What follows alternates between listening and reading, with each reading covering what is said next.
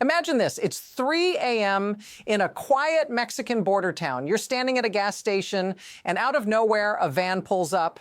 Inside, 17 people packed tightly together, exhausted from 6 grueling days of travel. They're hungry, thirsty, and barely holding on. But then comes the catch. Each one of them has to pay $3,000 more, or they're stuck. No choice. If they don't pay, they disappear into the hands of Mexico's most dangerous criminals, the cartels. No phone calls, no hope of escape. They're just gone. This isn't fiction. It's happening right now. And what's unfolding in Mexico today is more than anyone ever expected. Mexico isn't just a country migrants pass through anymore. It's become the pressure point, the ultimate tipping point in the migrant crisis, a choke point that will decide whether the crisis explodes or collapses. If you think you know how this ends, think again. What's happening in Mexico right now will determine what happens next in the United States. Stay with me, because the truth behind all this is something no politician is willing to admit. Now, here's where the story takes a dark turn. Mexico isn't just dealing with a border issue, it's now the epicenter of the entire migration crisis. The U.S. isn't the only one feeling the heat. For years, Mexico was just a stop on the journey, a place where migrants would pass through, hoping to make it to a better life. But today, that's all changed. In 2026, Mexico finds itself caught between two forces: America's border security demands and the power of ruthless cartels controlling the flow of migrants. And the truth is, it's become the pressure valve for the entire system. You've seen it before: Turkey, Libya, Guatemala, all different countries, but they follow the exact same pattern. A country becomes the choke point, and the pressure builds until it's too much to handle. So here's the question: how long can Mexico hold this position before everything breaks? What happens when that last domino finally falls? This isn't just theory anymore. It's happening in real time. Mexico didn't choose this. It was forced into it.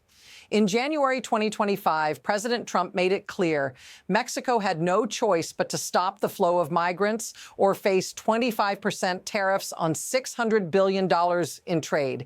That's the reality when politics collides with migration. So what happened? Within 2 weeks, Mexico deployed 10,000 National Guard troops to the southern border. But here's the kicker. Migrant encounters surged by 132%. Why? Because shutting down legal routes doesn't solve the problem. It just pushes it underground. The pressure didn't disappear. It just shifted. Now notice what's missing in all this. The reasons why people are fleeing their homes haven't changed. Closing routes doesn't address the root causes. So what happens when you try to stop migration without addressing why people are leaving in the first place? You create a perfect storm. Now, the situation gets even darker. When you block legal pathways, the underground world of crime takes over. And that's exactly what happened. Between February and July 2025, official border crossings dropped by a staggering 93%. Politicians were quick to celebrate the numbers. Historic lows. Mission accomplished, they said. But here's what nobody bothered to look at. The real migration was shifting to the hands of criminal cartels. Suddenly, Mexican citizens accounted for over 60% of border encounters. And why? Because the cartels weren't just moving migrants anymore. They were the ones controlling the routes. This wasn't just about smuggling people. This was a multi-billion-dollar business. Cartels now make anywhere from $6 to $13 billion a year from human smuggling. That's how much money we're talking about. But here's what no one is saying out loud.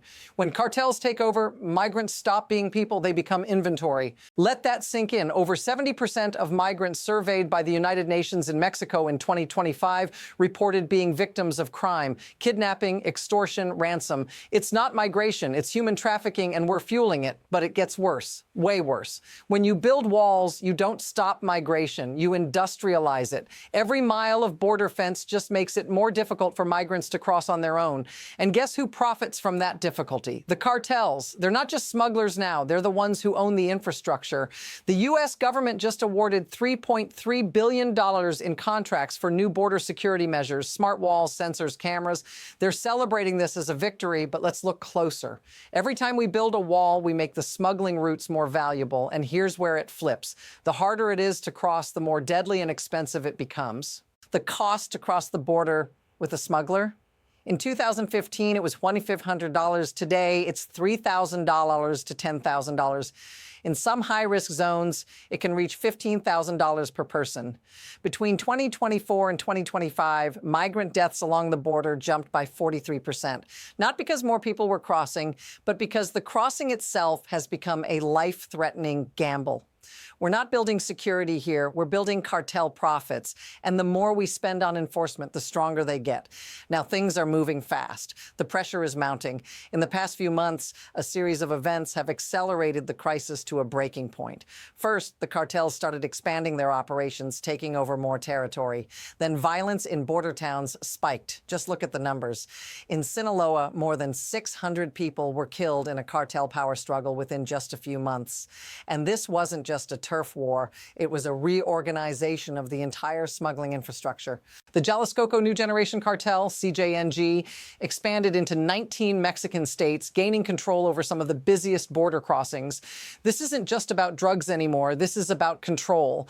And every day the stakes get higher. What happens when this chaos continues? When cartels fight for territory, they don't just hurt each other, they hurt everyone in their way, especially the migrants. Migrants who are stuck in the crossfire, desperate to pay, desperate to escape.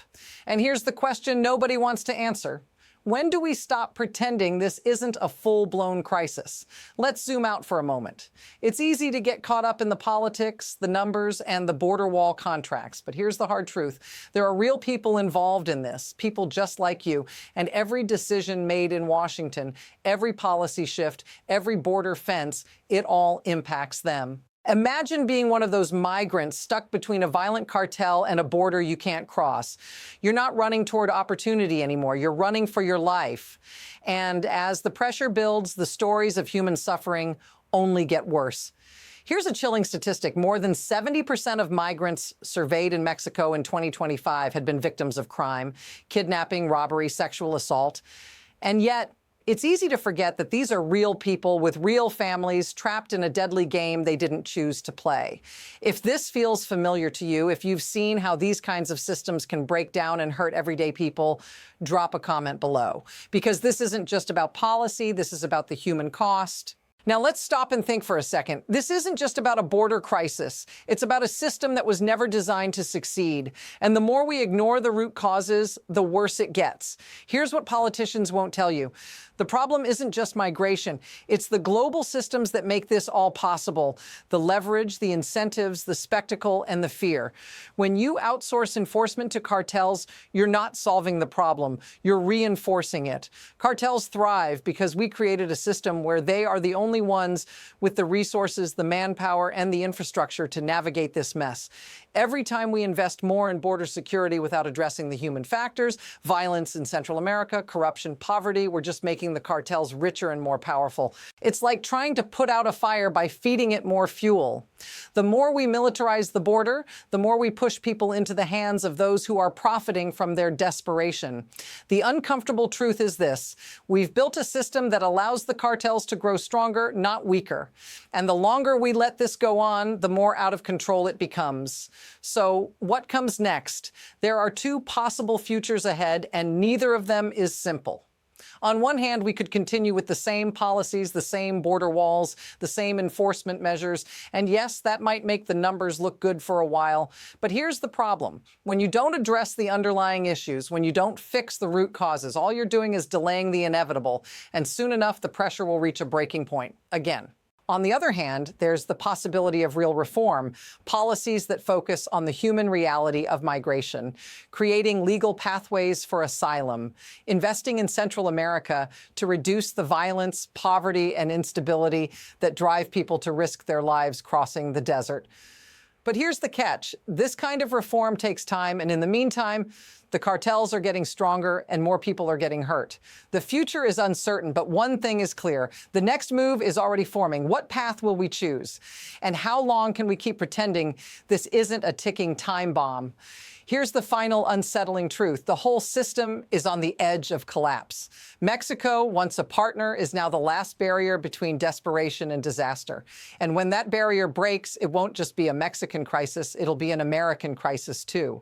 So what's the real lesson here? We've spent decades building a border enforcement system that doesn't solve the problem. It just makes it more dangerous and more profitable for the cartels. And every time we add a new layer of security, we're just reinforcing the very system that's driving people into the hands of those criminals.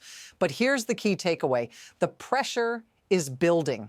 And when it finally bursts, the aftermath will be catastrophic. So what will we do about it? In the coming weeks, we'll dive deeper into the cartel networks controlling the border, how they make billions from this broken system, and how American corporations are helping fund their operations. Make sure you're subscribed because you don't want to miss it. Hit that notification bell and let me know your thoughts in the comments. What do you think needs to happen next? How do we stop the cycle? This conversation is just getting started. Because the border isn't just a line on a map. It's where policy meets reality. And right now, reality is winning. Thanks for watching. I'll see you in the next video.